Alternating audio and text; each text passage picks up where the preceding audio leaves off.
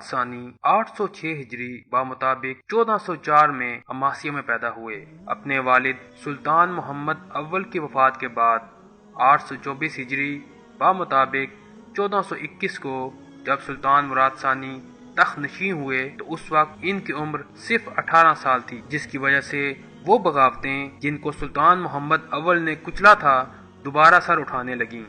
سب سے پہلے شہنشاہ قسطنطنیہ نے سلطان محمد اول کے تمام احسانات کو فراموش کرتے ہوئے مصطفیٰ نامی ایک شخص جو اپنے آپ کو سلطان بایزید کا بیٹا کہتا تھا اور تخت سلطنت کا دعوے دار تھا، سلطان مراد کے مقابلے میں کھڑا کیا، حتیٰ کہ اس نے غالیپولی کے شہر کا محاصرہ کر لیا۔ لیکن سلطان مراد نے مصطفیٰ کو گرفتار کر لیا اور اسے سولی دے کر موت کی گھاٹ اتار دیا۔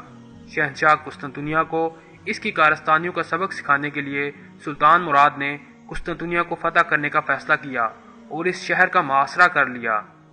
اس بار شہنشاہ ایمانوئل نے ایک اور سازش چلی اور امیر کرمانیہ کو ساتھ ملا کر سلطان کے حقیقی بھائی جس کا نام بھی مصطفیٰ تھا کو بغاوت کے لیے ورگلایا، جس نے اناتولیہ کے شہر نیسیا پر قبضہ کر لیا اور سلطان ہونے کا دعویٰ کر دیا۔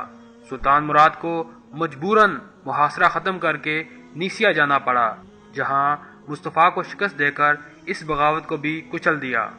اس فتنے کو ختم کرنے کے بعد سلطان مراد اناتولیہ کی ان ترکی ریاستوں کی طرف متوجہ ہوئے جو تیموری حملے کے بعد خود مختار ہو گئی تھیں اور سلطنت کے خلاف ہر وقت سازشوں میں مصروف رہتی تھیں۔ سلطان نے ان سب کو اپنا مطیع اور باج گزار بنا لیا۔ 827 ہجری بمطابق 1424 کو سلطان مراد اناتولیہ میں امن و امان قائم کرنے کے بعد یورپ کو واپس ہوئے۔ اس دوران قسطنطنیہ کا شہنشاہ ایمانوئل انتقال کر چکا تھا اور اس کی جگہ اس کا بیٹا جان تخت نشین ہو چکا تھا، اس لیے سلطان مراد نے انتہائی سخت شرائط پر قسطنطنیہ کو باج گزار کرنا ہی مناسب سمجھا۔ 833 ہجری بمطابق 1430 میں سالونیکا شہر فتح ہوا۔ اس کے بعد سلطان مراد نے سربیا کا رخ کیا، جو کہ ایک معاہدے کے تحت سلطان بایزید کے دور میں سلطنت عثمانیہ کا حلیف رہا، لیکن جہاں کے نئے حکمران جان برونکوچ نے معاہدہ کو توڑ دیا، جس پر سلطان مراد نے 844 ہجری بمطابق 1440 میں سربیا کو دوبارہ فتح کر لیا۔ 1440 میں ایک مغربی فوجی سردار جان ہونیاڈے، جس کی غیر معمولی شجاعت کے چرچے ہر طرف تھے، ہنگری پہنچ کر ترکوں کے مقابلے کا بیڑا اٹھایا۔ ہنگری کو جنگ انقرہ کے بعد اپنی طاقت کو بحال کرنے کے لیے کافی وقت مل گیا تھا۔ اسی زمانے میں عثمانی ٹرانسلونیا میں ہرمان سٹارٹ کا محاصرہ کیے ہوئے تھے۔ ہونیاڈے اس قلعے کی مدد کے لیے آگے بڑھا اور ایک مختصر فوج کے ساتھ ترکوں کے عظیم الشان لشکر کو شکست دی۔ اس معرکہ میں 20,000 ترک مارے گئے۔ سلطان مراد نے اس شکست کی خبر سن کر 80,000 کی ایک دوسری فوج روانہ کی۔ ہونیاڈے نے عثمانی لشکر کو پھر شکست دے دی۔ ہونیاڈے کی شاندار کامیابی اور ترکوں کی پے در پے شکستوں سے یورپ کی تمام حکومتوں میں امید کی ایک لہر دوڑ گئی اور یورپ سے ترکوں کو نکال دینے کے لیے ایک زبردست عیسائی اتحاد قائم کر لیا گیا، جس کی سرپرستی پاپ نے خود کی۔ اس اتحاد میں یورپ کے سب ملکوں نے حصہ لیا، جبکہ اس لشکر کا سربراہ جان ہونیاڈے تھا، جو اس وقت مسیحی دنیا کا سب سے بڑا جنرل خیال کیا جاتا تھا۔ سلطان مراد اس وقت کرمانیہ کی بغاوت کے سلسلے میں اناتولیہ میں موجود تھے۔ ان کی عدم موجودگی سے فائدہ اٹھا کر عیسائی لشکر شہر پر شہر فتح کرتا گیا۔ پے در پے شکستوں نے عثمانی فوج کو بہت کمزور کر دیا تھا، اس لیے سلطان مراد نے اس وقت صلح کر لینا مناسب سمجھا۔ بالآخر 1444 کو زیجیڈین کے مقام پر 10 سال کے لیے ایک صلح نامہ مرتب ہوا، جس کی روح سے سربیا سلطنت عثمانیہ سے آزاد کر دیا گیا اور ولاچیا ہنگری کے حوالے کر دیا گیا۔ 20-22 سال کی مسلسل لڑائیوں کے بعد سلطان مراد جب اپنے یورپی دشمنوں سے معاہدہ کر کے اناتولیہ کی طرف واپس آئے، اسی اثناء میں انہیں اپنے بیٹے علاؤالدین کی موت کی خبر پہنچی۔ انہیں اپنے بیٹے کی جدائی کا بہت صدمہ ہوا اور دل دنیا سے اچاٹ ہو گیا۔ اپنے بیٹے محمد، جس کی عمر صرف 14 برس تھی، کو تخت پر بٹھا کر خود مغنیسیہ چلے گئے تاکہ باقی عمر یکسوئی کے ساتھ اللہ کی عبادت کر سکیں۔ جیسے ہی نو عمر اور نا تجربہ کار سلطان محمد کی تخت نشینی کی خبریں عام ہوئیں، اناتولیا میں امیر کرمانیہ نے پھر بغاوت شروع کر دی۔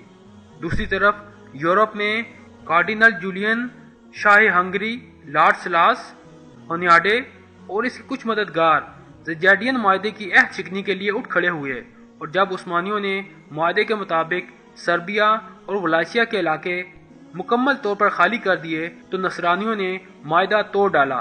عثمانی اس فریب سے بالکل بے خبر تھے، جس کی وجہ سے صلیبی بہت سے قلعے فتح کرتے ہوئے وارنا جا پہنچے اور اس شہر پر قبضہ کر لیا۔ سلطان مراد کو جب صلیبی فوجوں کی اس جسارت کا علم ہوا تو وہ خلوت نشینی سے باہر آ گئے اور بہت تیزی سے سفر طے کرتے ہوئے اپنی فوج کے ہمراہ وارنا جا پہنچے۔ 848 ہجری بمطابق 1444 کو دونوں فوجیں وارنا کے مقام پر بد مقابل ہوئیں۔ دونوں فوجوں نے تلوار زنی اور تیر اندازی کے خوب جوہر دکھائے۔ ابتدا میں عیسائیوں کا حملہ کامیاب رہا، لیکن مسلمان جم کر لڑے۔ اس اثناء میں لارڈ سلاس اور سلطان مراد کا آمنا سامنا ہوا۔ سلطان مراد نے ایک ہی لمحے میں اپنا نیزہ عہد شکن بادشاہ کے پیٹ میں اتار دیا۔ ہنگری کا یہ بادشاہ اپنے گھوڑے سے پکے ہوئے پھل کی طرح گرا اور ایک سپاہی نے آگے بڑھ کر اس کا سر کاٹ لیا اور اس کے کٹے ہوئے سر کو نیزے پر رکھ کر نصرانیوں کی طرف بلند کیا۔ امرائے ہنگری کے دل اس منظر کو دیکھتے ہی بیٹھ گئے اور بدحواسی کے عالم میں میدان چھوڑ کر بھاگے۔ نصرانیوں کا سپہ سالار ہونیاڈے بھی بھاگا، لیکن اس سے پہلے اتحادی فوجوں کا 2/3 حصہ قتل ہو چکا تھا۔ سب سے زیادہ عبرت انگیز ناش کارڈینل جولین کی تھی، جو معاہدہ زیڈین کی شکست کا خاص محرک اور عیسائیوں کی ہلاکت کا اصل سبب تھا۔ اس کامیابی کے نتیجے میں سربیا اور بوسنیا کی مملکتیں مکمل طور پر فتح کر لی گئیں۔ بوسنیا کے بہت سے ممتاز امراء بخوشی مسلمان ہو گئے۔ اس مہم کے بعد سلطان مراد نے ایک بار پھر تاج و تخت شہزادہ محمد کے حوالے کیا اور خود گوشہ نشینی میں چلے گئے۔ شہزادہ محمد کی کم سینی کی وجہ سے اس بار خود ترکی فوج ینیچری نے بغاوت کر دی اور سلطان مراد کو مجبوراً دوبارہ تخت سنبھالنا پڑا۔ آپ کے ادرنا پہنچتے ہی باغیوں نے سر اطاعت خم کر دیا۔ اس کے بعد آخری دم تک سلطان خود حکومت کرتے رہے اور بقیہ زندگی بھی جنگوں اور فتوحات میں گزار دی۔ تاریخ میں ایسے کئی بادشاہوں کا ذکر ہے جو تخت سے اترے اور دنیا سے ناطہ توڑ کر الگ ہو گئے۔ ان میں سے بعض ایسے بھی تھے جو دوبارہ تخت نشین ہوئے، لیکن ایسا کوئی فرمانروا نہیں گزرا جس نے 2 مرتبہ تخت و تاج کو خیر آباد کہا ہو، سوائے سلطان مراد کے۔ ہونیاڈے کی شہرت پر وارنا کی شکست بہت بدنما داغ تھی، چنانچہ اس نے 4 سال کے اندر 80,000 کی ایک زبردست فوج پھر جمع کر لی اور ہنگری، سربیا اور بوسنیا کی فوجوں کو اپنے ساتھ ملانے میں کامیاب رہا۔ اس اتحادی لشکر کو لے کر وہ کوسوو کے اسی میدان میں جمع ہوئے جہاں تقریباً 60 سال پیشتر مراد اول نے سربیا کے طاقتور سلطنت کو شکست دے کر اسے اپنا مطیع بنا لیا تھا۔ 3 روز کی شدید جنگ کے بعد 18 شعبان 852 ہجری بمطابق 17 اکتوبر 1448 کو مراد نے ہونیاڈے کی متحدہ افواج کو بری طرح شکست دی۔ کوسوو کی اس دوسری عظیم الشان جنگ کا نتیجہ یہ ہوا کہ سربیا کی آزادی سلب کر لی گئی اور وہ چند سال بعد سلطنت عثمانیہ میں شامل کر لیا گیا۔ سلطان مراد نے بوسنیا سے سالانہ خراج قبول کرنے پر اکتفا کیا۔